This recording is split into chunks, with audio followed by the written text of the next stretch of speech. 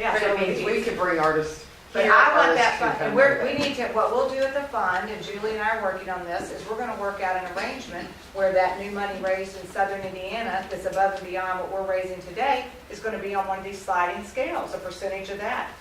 Whether it's 75% is the same as you guys are getting right now, I don't know if that's the number, but the fund will take on the administrative cost of doing that for you. Why? It's the right thing to do.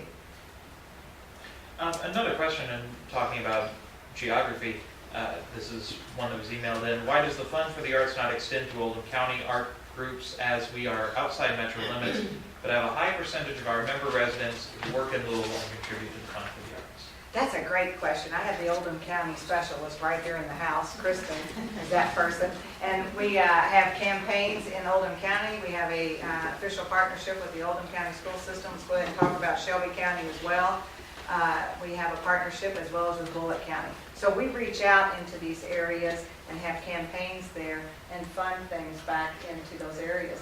Also, I don't know if you read this December 16th Business First article that I wrote, by the way, and I mentioned in there that in February and March, we're going to have the first statewide campaign. All 55,000 employees of the state of Kentucky are going to have an opportunity to contribute to the Fund for the Arts. We are working out your question. Yeah.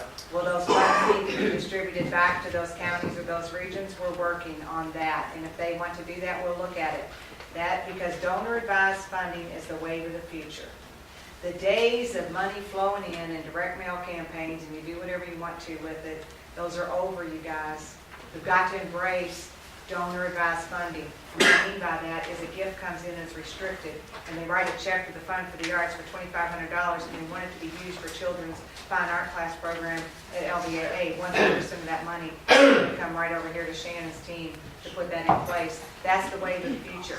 And umbrella fundraising organizations are typically afraid of that. I've been in this business a long time. I've been in this business 30 years. I'm not afraid of that. I can go raise undesignated money. I can go raise unrestricted money. I'm going to take all the donor advised funds I can get if it's going to help you. If it's going to help you, and if it's going to help you, I can do that. And I'm more than glad to do it. The other thing, just about board representation too, that there's some, I don't know what the percentage of Indiana board members right now that sit on your board. Two that live in Southern Indiana. Two live in Southern Indiana. Tom Monahan, editor at Business First, and Dennis Heischman at Old National Bank. And yes, I would very much like to see that broader, as I mentioned, geographical diversity and broadening Same that thing, board. corporate advisors on that should be. Right. There might be some artists in Southern Indiana. There you go. I think See, I'm catching on right now. Barbara, you mentioned the state employees as if that were a fairly easy thing that happened, and I know that it wasn't.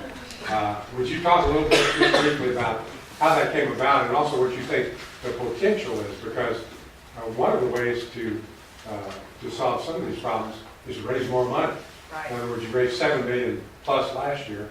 If you raise $9 million this year, that's a significant increase that will benefit a lot of folks, people sitting in this room. Right.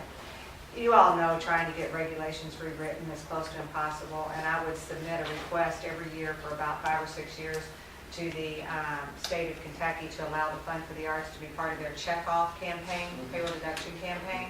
And because the Fund for the Arts was not perceived as health and human services or education, they would never let us in. And Shannon, I wrote about education until I couldn't write anymore, and they would never let us in there. So finally, I went and pitched it as tourism. there you go. That's the governor's interest, Yeah. tourism. And so I said, please let the Fund for the Arts come in, and they decided that they did not want it to be part of the Kentucky, Kristen, what is the name of that? Kentucky Employee Charitable Campaign, KECC. They didn't want it to be part of that in the fall because they want it to be as successful as it could possibly be. It's going to stand on its own. It's going to be the only thing on the piece of paper that the employees will see come this February and March. And it will go all across the Commonwealth. And they did rewrite the regulations for us to do that. And that happened last year. And quit crying, Lacey. No, that's Lacey was a twice elected state senator. He understands how difficult that is. But that was, this is really of its kind, the first in the nation. It's huge. And Minnesota has a version of this, but ours will be the first one that runs like this one. How successful can it be? You guys, I'm not sure. You know, I'm not going to engage in any kind of hyperbole here, but their United Way system statewide generates 1.5 million through that campaign. We generate a third of what the United Way does locally. No, we're not going to generate $500,000 this year. Those of you doing the quick math problem with me. But if we got anywhere north of 50,000, I'd be so excited I couldn't see straight. It's a step in the right direction. Is it a great start? Yeah, it's a great start. Am I on the right path with that? Absolutely. Because I'm having people telling me I have no business going across the state raising money, that I need to stay right here. And I just think I need to go. Going back to the sheet, unless there's another question from the audience. Quick one. Yes? Do you have any thoughts to go back to the old community arts program? Where you could have a small project and apply for an arts project as a fund for the art? The innovation. Oh, absolutely. We're already there. It's the Innovation Fund is one way, but then Power to Give is another way to do that. And if you're struggling with Power to Give, call Julie. Call Julie gets it. Julie knows how to do it. Or call us. Oh, Amber. Wait, what am I talking about? Amber, stand up.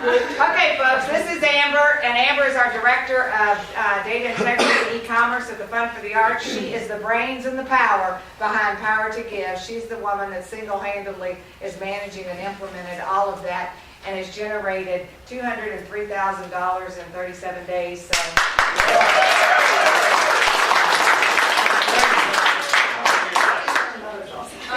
And she's very helpful. Honestly, I'm just really looking forward to a different kind of leadership at the fund and these kind of ideas. And it's, I think what this group is looking for is something to hang on to, be considered one of the arts. And as an employee that goes through some of these presentations, other employees get the opinion that if the Fund for the Arts is for all the arts in the city, and they don't often realize it's just for the member organizations, although if you dig a little farther, you know you can allocate your money to a certain organization.